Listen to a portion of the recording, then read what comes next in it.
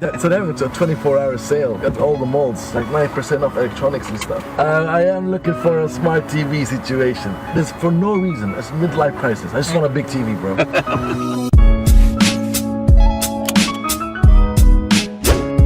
Ladies and gentlemen, hello actually and welcome to episode 5 of Buckle Up. This is a very, very special one because this guy right here on my right, absolute legend, someone who definitely needs more credit than what he has right now. We got with us Saeed Saeed, who is the arts and culture reporter, editor? Journalist today. Journalist. Yeah. Big up to you, man. Assalamu alaikum. How are you? Pleasure to meet you, brother. It's always a pleasure working with somebody so passionate, my man, you know, about the local scene. You know, people like you inspire us as journalists to do our jobs better. Yeah, you know, so drop the mic. There's no need to continue this, man. Serious. Listen, I'm a big fan, bro. I've been here for 2 years now, and I've seen you. The way you write about things is really amazing. Now, how did you get into writing? Like, when did you discover like you're a dope writer? It basically began with knowing what I could not do. I wanted to be a pilot, you know, when I was a kid. You know, that was like the dream, you know, just to wear, you know, the nice pilot suit, travel around the world, you know, the whole thing. Yeah. And then I realized, man, you need maths and you need physics for that. And I wasn't about that life. Even as a young, absolutely. I failed it like 4 times. I was so bad. If you failed in math, not a problem. Look at Saeed Saeed right now. The national. I was so bad at maths that my math teacher said, "Don't do maths again. This is not for you."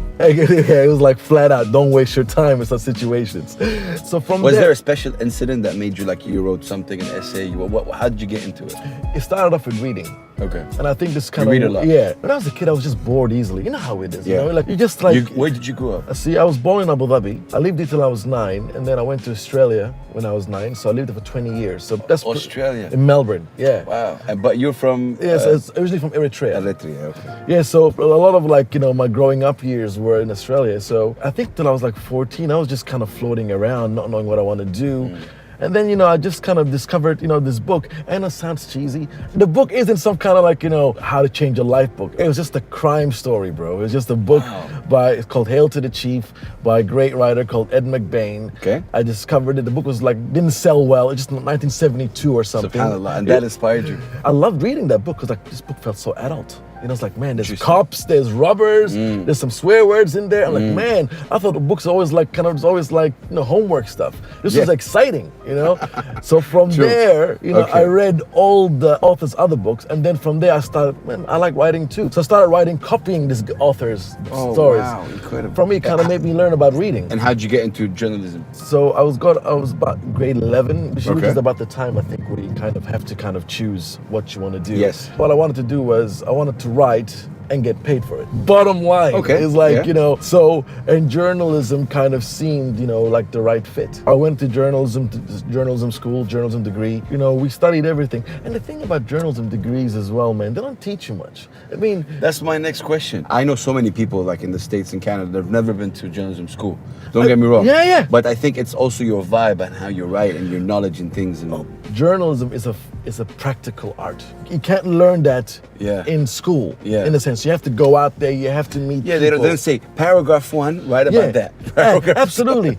And you know, university. What does journalism mean to you? Say. Look, journalism for me is telling stories. Is meeting people and telling their story. I love you for that. And essentially, because I think there's a lot of artists that don't know how to tell their story. They're better at their music, but not talking. Yeah. It's amazing when you're able to take the words out of their mouth, and it's not easy. Interviewing musicians generally is difficult. Yeah. We don't want to kind of generalize all of them. Obviously. You know, but there is an element of you trying to pull teeth, and you want them to express themselves, but they already express themselves in their best way, in their art. Yes, exactly. So you're asking them to do something extra. Yeah. And so a lot of it is, you know, being friendly, being empathetic. Like I said, I've been here for 2 years. I've seen your work. Incredible. You cover a lot of big festivals. The one in Tunis, what's it called? Oh, Morocco. Mawazine. That's coming up in next month. That's like a big festival. That's a dope. Look, that honestly, if you ever want to go to a festival, this is the one to go to. That's the one to go to, Mawazine. First of all, it's in our part of the world. We gotta celebrate what we have. Yes. You know, number 2 is huge. It has like 8 stages. Oh God! Held all around the city. Is it considered the biggest Arab festival? Biggest Arab festival, Hands yes. down. Yeah, and one of the world's biggest world music festivals. God, wow. So this year we're talking about, we got the Weekend. Oh, you got the lineup already? Yeah, Weekend. Okay. We got Bruno Mars. Oh. Okay. And not even that, what's most exciting is the beach stage, right? The beach stage. Right at the beach, which is where all the African artists are playing. Oh. And guess who's headlining the big one, that one, bro? Please tell me. Sean Kuti, What? supported by Yassine Bey. Yo, Look, Guzman. I'm there. I am there. I'm serious. going there. I'm telling you. This is serious, yeah. Yassine Bey. Special guest. That's the man. closest Yassine Bey will be to me. Yeah, and Yassine's living in Morocco, has a house there, right? He's just going down the road probably. They're coming to NYUAD though. Yeah, Sean Kuti's coming to NYUAD. With Egypt, what's it called? With Sarah, with Egypt 80. Yeah. That's like his father's band that he inherited. Yeah. You know. Listen, before we get into that, I mean, you've done a lot of work with NYUAD as well. Right. What do you think of their work? Because they're doing incredible work. I think what they're doing is important. I think what they're doing in terms of the NYU Abu Dhabi Arts Center. True. Like shout out to Bill, man. Yeah, Bill Bragg, man, my homie. If you're gonna write a book about the history of the UAE music scene, there's gonna be a chapter dedicated to NYU and Bill and in Bill there. Bragg. Because really what they did in terms of the music scene, they really kind of expanded the palette. Big time. You know what I mean? I mean, they're the one that get 47 sold here. Exactly. And the thing is, people respond to this. Yes. Like a lot of the time with promoters, you know, they always go for the safe option. And I understand. It's their money. That's business. But you know. But with NYUAD and Bill, it's more cultural. Yeah, exactly. Because the thing is that, to be fair, I don't think they're also motivated by the bottom line. It's important to make money, but their whole goal, their whole goal is not that. Is to expand, you know, the artistic scene here. True. So they can take risks that perhaps other promoters can't. Big time. Yeah. Saeed, name few of the people that you've interviewed. Like you've interviewed some legends, bro. Just I want you to drop names. So we're talking hip hop? Everything. Okay. Definitely hip hop because I like hip hop. Okay, all right. And I know you're a hip hop head. Yeah, man. I know you're Black Thought. Yeah. Who just released an EP today. I know you're a fan of Premier and all these old school people, the legends, you know. Who have you interviewed? In terms of the old schools hip hop guys, I'm trying to go through them slowly over the years. So who did we speak to? We spoke to DJ Premier. You know, we spoke to Cube. Ice Cube. What? Yeah, I've Ice been trying to Cube. get Cube for a while. Oh my god. We spoke, subhanAllah. Did you ever interview Yassine Bey? No, not Yassine Bey. I interviewed Ali Shaheed. Ali Shaheed. When was that? When you came here? Subhanallah, bro. I'm just kind of going. It's Ramadan. I'm going through a bit of a blank phase. Man, ATQ rapper. What? What's his name? Man, who had that. We're both burnt freezed. Yeah, because bro, it's Ramadan. We gotta bring the phone, man. We gotta, bring it. But man, you've interviewed like rock scene and music scene. Have you interviewed someone from Metallic? No. No, yeah, Metallica. I interviewed them twice. Okay. Metallica is great. So Q-Tip. Yeah. So well, we're dead. Yeah, Q-Tip. My man. You interviewed Q-Tip? Yes. You met him or like? No, it's all on the phone. Look, most of the interviews you do is on the phone? Because, I mean, they're all based in the States, right? A lot of the time they call you, they give you 20 minutes. I mean, the thing is also as well, like when you interview these artists, it's not like, you know, you're having, you know, a coffee with them. And Yeah. You have 20, 25 minutes. To maximum get the story. Exactly. So a lot of the interviews just trying to it's very focused. True. Talking about a certain topic. Yeah. I was talking also about you, that when you interview people, when you write it, you don't write it the Q&A kind of No, I don't like that. Yeah, me too. I don't like that. It's a talent, I think, and it's not something easy to do. You get the story, and then you write a story about it. It's not like, what did you do today? Oh, I did this. It's like copy paste kind of thing. No. I mean, the thing is, look, it depends. I mean, the Q&A serves a purpose, but I think if you're doing a Q&A with an artist, that artist better have some amazing things to say. Yeah. Like his quotes needs to be fire. So if the quotes are like, you know, I just went, you know, I had a good time, man, no, because the reader doesn't get something out of it. True, amazing. With the story, what you're trying to do, you're trying to give context. When you're talking about an album that's out, okay, it's not just about the album. Okay, so the album's out. How does the album relate to the artist's body of work? What motivated him to release that album? And also some of your work, I read that you go into it the lyrics wise. Sometimes a certain song that is out there, you know. But so. I think also particularly we're doing hip hop, man. You know, it's, like, you know, the talking lyrics, hip hop, man. You see that Drake Pusha T thing? Look, that's a good thing. That is a good thing like for hip hop. Okay. I mean, it's all entertainment. You know, but in the terms of. But man, Pusha T like really nailed it with the other one. But you know what? Though, at least they're bringing lyricism back to the forefront. So you know, these kids need to know. At the end of the day, you gotta have bars. Yes. You know what I mean? You know, to stand supreme. Did you think that Pusha T went too far a little bit? With Noah Shabib, that the whole reference to multiple sclerosis, I winced. I was like, bro, that's a little bit too far. That's far, huh? Yeah, I mean, I was just like... I kind of agree. I love Pusha. I think he's a legend. But man, it's hard, you know? Like, that's Drake's best friend, his producer. And I just kind of think he's better than that. And also, it's at risk of alienating his fans. True. So I think Pusha T kind of needs to kind of respond to that in his own time. Yeah. But just kind of say, but again... It's just fierce, man. It's warfare. Who's your favorite rapper? Like, who do you like? Look, I love Black Thought. Oof. I think like, Black Thought, that's That like... freestyle is yeah, fire. it's ridiculous. Yeah. Don't you think he's underrated, bro? He's absolutely underrated. Man, he's really underrated. But then again, I just kind of feel like we're living kind of not in the age of the lyricists anymore. Okay. You know?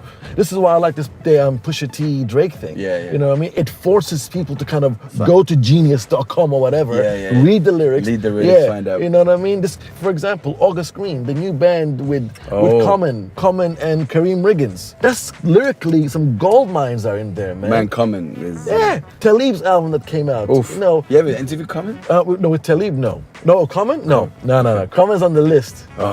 You know, Who's someone you really want to interview, man? oh, look, Black Thought. Yeah. And Common needs to be, in terms of hip hop, Common. Yeah. When it comes to obviously the National, one of the biggest, obviously, newspapers in the region.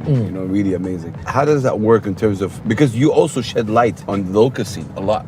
Yeah. Like you as Saeed Saeed, you care a lot about the culture over here. I think it's part of our job, as the paper, to kind of shed light. Look, I want to cut you here. Sorry. This is part of your job, but not a lot of people do it. Not a lot of people shed light about what's going on here. That's a fact. Yeah. You're one of the very few. I mean, correct me if I'm wrong. But but look, I mean... I'm not talking about that posting a picture, there's a gig here. I'm talking about getting down with it, Look, I was working as a music journalist in Melbourne. In Melbourne, it was great. The local music scene is ridiculous. And is it true, sorry to cut you, is Yeah. it true that the music radio, because I did my research, they say 60 or 70% of the music that plays on radio should be local? I mean, I don't know whether it's that percentage, but there's definitely a quota. I used to also host a radio show in Melbourne. Wow. And we used to, at the end of the show, write exactly all the songs that we played.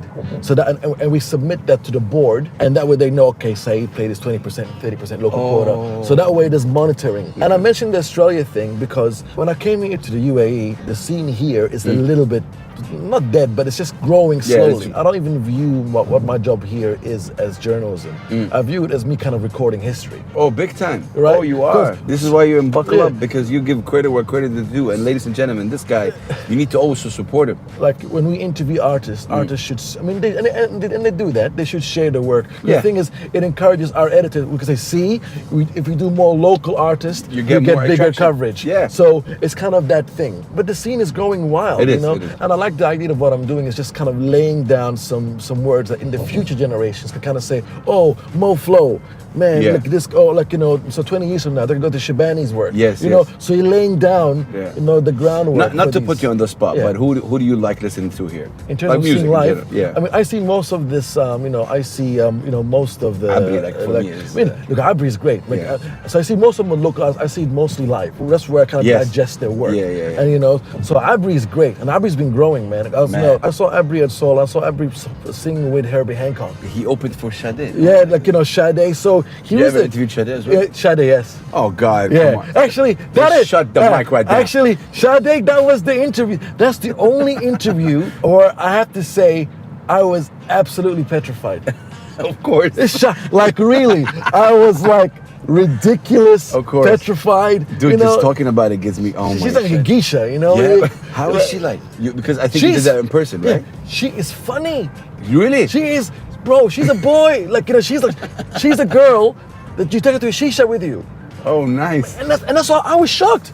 Like she is like, Wow. she's loud. Okay. I mean, she's down with the jokes. Oh my, She's you don't funny. get that. You don't feel that. But live, she's kind of she's like this Medusa, kind of like Yeah. like this Mona Lisa thing Yo. going on. But Sade is great, and But Sade man, is not I as know. what we think That's she amazing. is. That was like a while back, no? That was my 2011 she came. Yeah. Bro, that was an amazing show. That was ridiculous. That was like probably her second last show ever. Yep, and since then she's been quiet. It's ridiculous. Listen, man, I'm definitely enjoying this conversation with you. You're someone, again, why you're on Buckle Up, because you are someone that we need to give a credit to. And again, being in the community, I just want to say on behalf of the community, thank you for everything you're doing. Seriously, man, your work doesn't go unnoticed. I tell you that. But the problem is, shuf, subhanAllah, our first word in the Quran is iqra, right? And sadly, we don't do that a lot. I'm telling you, even I'm talking about me. We need to do that more. But the thing is, it's like, how do we do that? Like, it's so funny because I wrote a piece about this, about encouraging children to read. What is it called? It was a column. It was Okay. a column. So I always say, let kids read what they want, as long as they're reading. As long as they're reading. As long as they're Get reading, into man. habit of reading. I mean, I didn't myself get into that. Like you go to Europe and the US, Yeah. even if they're going for a 2-minute, 3-minute train ride, Yeah. boom, على طول. Yeah. اطلع. That's the thing. We don't have that here. But I mean, like, I just feel like, yes, encourage your kids to read, but let them read what they want first. Providing that, it's like, it's okay, it's not bad for their mental health or whatever. But I think before even what to read, you have to build an enthusiasm for these kids to read. Give them a voucher for Amazon, buy whatever you want, as long as you're reading the thing. I mean, look, I'll be very honest with you, and I've said it before. I've only read like 4 or 5 books in my life. Yeah. It's stuff that I'm liking. Absolutely. You're right. Basketball book. I've read a Shaquille O'Neal book. This is my hero. Yeah. I've read an autism book, which my son is autistic. Right. I've read a hip hop book with Narcy and some KRS books and stuff like that. So mainly this is it. And Lord of the Flies. Nah. Yeah, That's the book. And you can go back to that book for years because that's some science in that book. As long as you're reading, and then from there, once people start reading, they can then find out what they're interested in. Correct. And then from there, you kind of sharpen your focus on what you like and what you don't like. Right. I mean, I started reading like mystery books, but mystery books talks a lot about society. So I then started reading more about social problems and stuff, like music as well. Like, there's a music tree, right? So you don't start with Black Thought straight away. Yeah. You have to kind of work your way up to that level. Saeed, if someone wants to get into journalism, what does she or he have to do? Right. Keep writing, huh? Yeah. Look, I mean, there's different thoughts to this, right? I don't think that you have to first be officially called a journalist in order for you to start writing. You know what I mean? This is where bloggers come from, no? Yeah. Like, in a way, no? Exactly. I mean, the thing is... Do you think that bloggers are journalists? It depends. Okay. It depends on what the intention is. To be honest with you, right now, we're living in a time where journalists, content creators, we don't even know what that term, what that term means. I mean, you do also the 60-second weekend thing. Yeah, every now and then. It's kind of cool. I like that. Salute to you for doing that. Well, I think a visual is much more stronger. But also we're learning that. So like now we're living in an age, man, where we as journalists have to kind of learn new skills. Yeah. I mean, I'm still struggling with social media. My Instagram game is relatively strong. Okay. My Twitter game, but my Facebook game, Facebook is dying, bro. Saeed,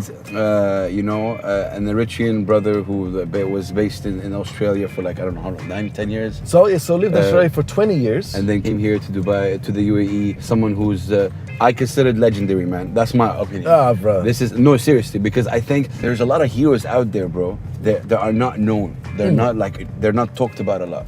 You're one of those people, for sure. Same thing for you, bro. No, for sure, man. Look, alhamdulillah, man. Everyone is trying to do their own thing, but the reason why I really wanted to get you here to say thank you, man, for everything you do. Keep writing and keep supporting us because, man, we need you. Look, any artist out there, that's doing interesting work, that's new work, just reach out to me. I'm very, You're reachable, for sure. I'm reachable. I will get back, and it doesn't even have to be, for an interview. If it's just like, you want some advice or some contacts on, where to go.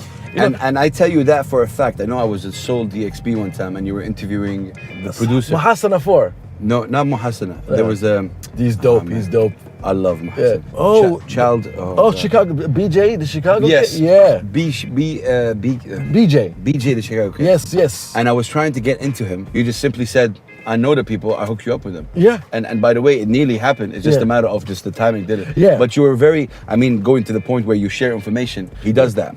So you could just reach out. Yeah, we have to share, you know what I mean? And it's interesting time, I think. And you would know this. When you interview these young artists that are coming here, right? I mean, how do they kind of feel in terms of, is it a good time to release music? Do they kind of feel like, that this is the time? I think there's definitely something really cool with music here. What I don't like and what I've been vocal about is I don't think these guys are getting enough opportunities, man, in terms of performing live. If one of the guys put together a gig right now, you get barely like 50, 100 people showing up. That's a problem. We need to put these guys in a mass level. Like, when Soul DXBs happen, it's kind of cool because people are already there. Like when Pusha T performed in Soul.